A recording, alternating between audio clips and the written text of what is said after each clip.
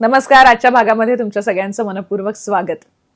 चैत्र महिन्यात जसा गुढीपाडवा हा महत्वाचा सण येतो, आपण हिंदू नववर्षाचं स्वागत करतो, रामनवमी, हनुमान जयंती आपण साजरी करतो, त्याचप्रमाणे चैत्र नवरात्रोत्सवही उत्साहात साजरा करतो. पण तुम्हाला चैत्रातील संकष्टी चतुर्थीला होणारा कोकणातील प्रसिद्ध दुर्गादेवीचा रथोत्सव ठाऊक आहे का? चला तर आज याविषयी अधिक जाणून घेऊया आणि या निमित्ताने दुर्गा सप्तश्लोकीचा अर्थ समजून घेऊन आपणही देवीची मानस पूजा बांधूया. 400 वर्षांची परंपरा लाभलेली ही दुर्गा देवीच्या उत्सवाची परंपरा आहे. कोकणातील रत्नागिरी जिल्ह्यातील आंजर्ले गावची हे दुर्गा देवी मंदिर कोकणातील अतिशय सुंदर वास्तुकलेचं उदाहरण मानलं जातं. संपूर्ण लाकडी कोरीव काम असलेलं हे कौलारू मंदिर खरंच फार लक्षवेधी आहे. देवीची मूर्ती तर इतकी प्रसन्न आहे की भाविक आपोआप नतमस्तक होतात. थोरले बाजीराव पेशवे यांनी या मूर्तीची प्राण प्रतिष्ठापना केली असं सांगण्यात येतं. सध्या या मंदिराचे संवर्धन करण्यासंदर्भात काम सुरू असल्याचं सोशल मीडियावर वाचण्यात आलं. या अशा वास्तू पवित्र तर आहेतच आणि आपला सांस्कृतिक ठेवा आहेत, त्या जपण्यासाठी आपण सगळ्यांनी पुढे यायला हवं, नाही का? या रथोत्सवाच्या निमित्तानं आंजर्ले गाव गजबजून जातं. गावाबाहेर असणारे चाकरमानी सुद्धा या उत्सवासाठी आवर्जून येतात. चाकरमानी या शब्दावरून मध्यंतरी थोडा विवाद उपस्थित झाला होता, पण मच्छिंद्र कांबळी यांनी काम केलेलं सुंदर तळाशीकर यांचं एक याच शीर्षकाचं नाटक आहे. त्यात त्यांनी म्हटलंय, गावापासून दूर शहरात मानाची चाकरी करणारा पण मनात गाव जपणारा तो चाकरमानी. असो, तर आंजर्ले गावचे रहिवासी तर या निमित्ताने गावी येतातच, पण इतर भाविकांची आणि पर्यटकांचीही गर्दी असते. ही गर्दी केवळ उत्सवालाच असते असं नव्हे, कारण कोकणाचं सौंदर्य ज्याला अनुभवायचं असेल त्याने इथे जरूर भेट दिलीच पाहिजे असं हे गाव आहे. अतिशय सुंदर समुद्र किनारा तर गावाला लाभलेला आहे. आंजर्ले गावातील कड्यावरचा गणपती म्हणून ओळखलं जाणारं गणेश मंदिरही फार सुंदर आहे. रथोत्सवाच्या बरोबर इथे चैत्र नवरात्रोत्सव सुद्धा उत्साहात साजरा होतो. इथे एप्रिल महिन्याच्या सुमारास कासव महोत्सवही होतो. तुम्ही कधी कासव महोत्सवात सहभागी झाला आहात का? तुमचा अनुभव प्रतिसादात म्हणजे प्रतिक्रियेमध्ये अर्थात कमेंट्समध्ये आम्हाला नक्की सांगा. किंवा तुमच्या गावी अशा खास उत्सवाची परंपरा असेल तर त्याविषयी सुद्धा आम्हाला नक्की माहिती सांगा. या स्थानिक परंपरा जपणं खूप महत्वाचं आहे, नाही का?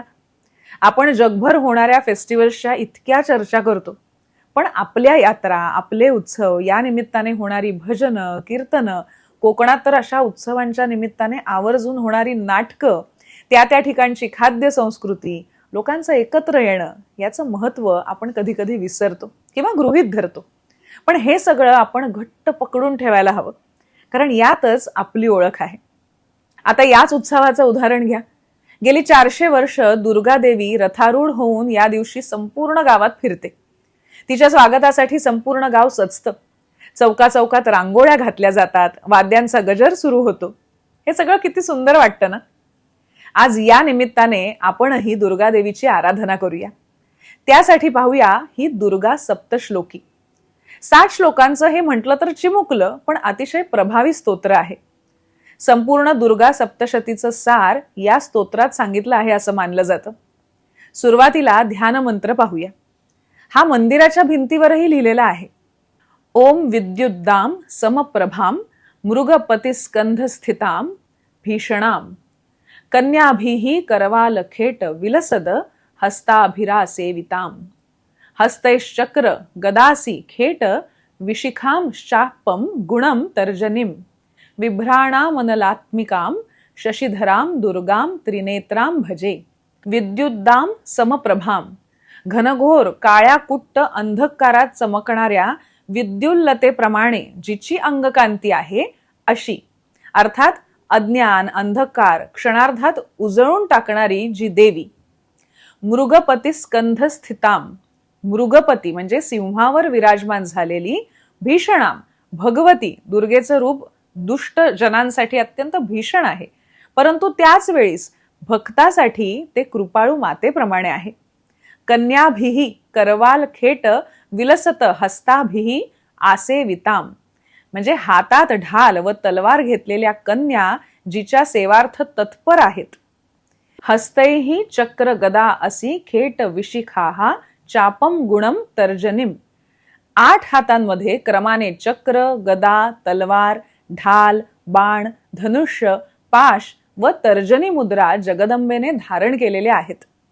बिभ्राणाम धारण करते म्हणजे वरील 8 शस्त्र. अनलात्मिकाम अग्निस्वरूप असणारी. शशीधराम मस्तकावर चंद्र धारण करणारी म्हणजेच पूर्णतः ज्ञान व अमृतमय दुर्गा. अशी ती भगवती दुर्गा तिनेत्राम भजे, जिला एकटीलाच भूत, भविष्य, वर्तमान या 3ही काळांचे ज्ञान आहे, तिची मी पूजा करतो. आता सप्तश्लोकीमधील पहिला श्लोक बघूया. ओम ज्ञानी नामपि चेतांसी देवी भगवती हिसा, बलाद आकृष्य मोहाय महामाया प्रयश्चती. ज्ञानी नामपि विद्वान, ज्ञानी, हुशार व्यक्तींच्या देखील. चेतांसी बुद्धीला देवी भगवती हिसा ती दुर्गा जगदंबा. बलादाकृष्य बलात आकृष्य म्हणजे बलपूर्वक आकर्षित करून. मोहाय मोहगर्तेमध्ये. प्रयश्चत्ती म्हणजे पाडते. या मायेचा आवाका एवढा प्रचंड आहे की अतिशय ज्ञानी व्यक्ती देखील तिच्या कचाट्यातून मुक्त होऊ शकत नाही. अनेक ज्ञानी लोक या ब्रह्म व मायेच्या संबंधाने गुरु व ग्रंथ यांचे माध्यमातून ज्ञान मिळवतात. पण तरीही या मायेची पकड इतकी विलक्षण आहे की त्यांची त्यातून मुक्तता होऊ शकत नाही. याकरिता मायेच्या आवरणातून मुक्त व्हायचे असेल तर जगन्मातेला शरण गेले पाहिजे. कारण आपण ज्या मोहमायेच्या जाळ्यात अडकतो ते निर्माण करणारी महान शक्ती ती आहे. मायेपेक्षा थोर अशी ती महामाया आहे. आता दुसरा श्लोक बघूया. ओम दुर्गे स्मृता हरसी भीती मशेष जंतोः, स्वस्थैहि स्मृता मतिमतीव शुभाम ददासी. दारिद्र्य दुःख भय हारिणी का त्वदन्या, सर्वोपकार करणाय सदार्द्र चित्ता. भगवती दुर्गेचे स्मरण केले असता सर्व जीवांच्या भीतीचे ती हरण करते. स्वस्थ म्हणजे सुखी असूनही तुझे स्मरण करणारे लोक, असे लोक ज्ञानी आणि योगी असायला हवेत नाही का? कारण सहसा आपण संकटात सापडल्याशिवाय परमेश्वराचे स्मरण करत नाही. पण असे जे करतात त्यांना तू अति श्रेष्ठ व परमशुभ आत्मज्ञान देतेस. अर्थात त्यांची आध्यात्मिक प्रगती होते. दारिद्र्य, भय व दुःख यांचा नाश करणारी तुझ्या वाचून अन्य कुणीही नाही. भक्तावर सर्व प्रकारे कृपा करणारी तू अत्यंत आर्द्र, दयाळू, कृपाळू अंतःकरण असलेली आहेस. आणि हा तर आपणा सगळ्यांना पाठ असणारा श्लोक बघूया. ओम सर्व मंगल मांगल्ये शिवे सर्वार्थ साधिके, शरण्ये त्र्यंबके गौरी नारायणी नमोस्तुते. सर्व मंगल मांगल्ये म्हणजे सर्वाधिक पवित्र, मंगलकारक, कल्याणकारक असा जो परम शिव, त्याचेच तू मांगल्य आहेस. अशा हे अंबे तू सर्वार्थ म्हणजे चतुर्विध पुरुषार्थ साध्य करून देणारी आहेस. मी निसंशय होऊन शरण जावे असे एकमात्र स्थान तूच आहेस. त्र्यंबके म्हणजे 3 नेत्र असणारी ती शिवानी म्हणजे शिवपत्नी असल्यामुळे तिलाही त्याच्याप्रमाणे 3 नेत्र आहेत अशी कल्पना आहे. ह्याचा एक अर्थ जिला भूत, वर्तमान आणि भविष्य या तिन्हीचे यथार्थ ज्ञान आहे असाही केला जातो. अशा हे गौरी नारायणी भगवती तुला नमस्कार असो. इथे आणखी एक मुद्दा लक्षात घेण्यासारखा आहे की जी गौरी आहे तीच नारायणी सुद्धा आहे. आदिमायेचीच ही 2 रूपं आहेत. शिवाबरोबर शिवानी गौरी आहे तर नारायण अर्थात विष्णू सोबत नारायणी लक्ष्मी. आता चतुर्थ श्लोक बघूया. ओम शरणागत दिनार्थ परित्राण परायणे, सर्वस्यार्थी हरे देवी नारायणी नमोस्तुते. जे तुला सदैव शरण आलेले आहेत, जे दीन आहेत, आर्ततेने तुला हाक मारणारे आहेत, अशा भक्तांच्या संकटाचे निवारण करणाऱ्या, सर्वांचे रक्षण करणाऱ्या हे देवी नारायणी तुला नमस्कार असो. ओम सर्व स्वरूपे सर्वेशे सर्व शक्ती समन्विते, भयेभ्यस्त्राही नो देवी दुर्गे देवी नमोस्तुते. तिच्यापासूनच सर्व जग उत्पन्न झालेले आहे.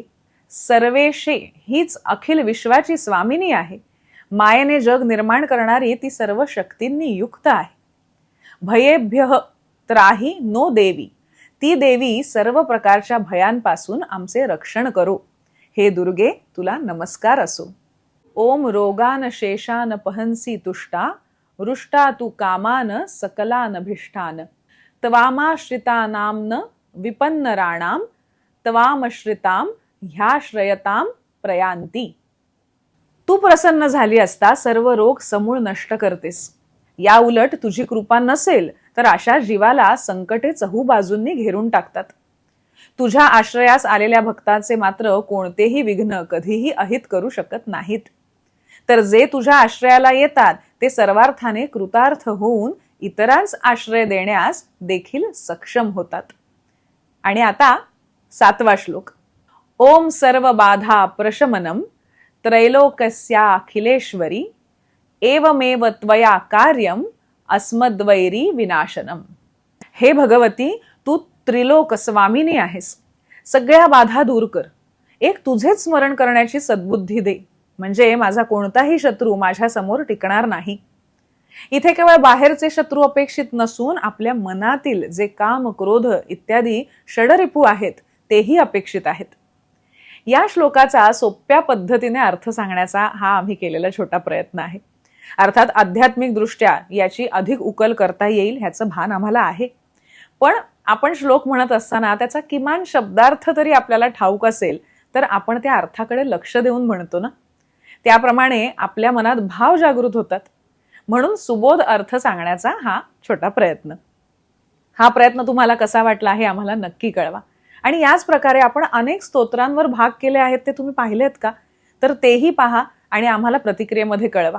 आणि असे वेगवेगळे भाग बघण्यासाठी मधुरा वेलणकर साटम ही आमची यूट्यूब वाहिनी, तिला पसंती द्या, तिचा प्रसार करा आणि तिचे सभासद व्हा. अर्थात लाईक, शेअर आणि सबस्क्राईब करा आणि बेल आयकॉनवर क्लिक करायला विसरू नका. पुन्हा भेटूया पुढच्या भागामध्ये एका नव्या गोष्टीसह. धन्यवाद.